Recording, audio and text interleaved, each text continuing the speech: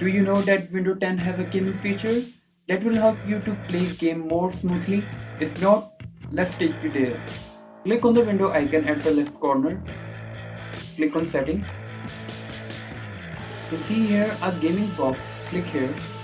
Now what you have to do is go to game mode and turn it on. After turning it on, the window will optimize your PC for play. Now click on here on graphic setting. Now click here on classic app and select universal app. Select the app or game you want to optimize. Select here a sports restaurant and click on add. Select on options and click on high performance. Click save. You can add multiple games by selecting from here and click on adding. Now go back. If you want to record your gameplay, click on capture.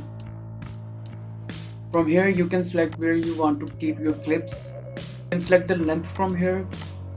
Also, if you want to record your own voice in the game, on this feature, you can select the quality of your mic. If you only want to record the game audio, click here. Now recording your video gameplay, you can select the video frame rate or FPS from here. Let's go to 60 FPS and video quality is high. Now your laptop or computer is ready to play the game.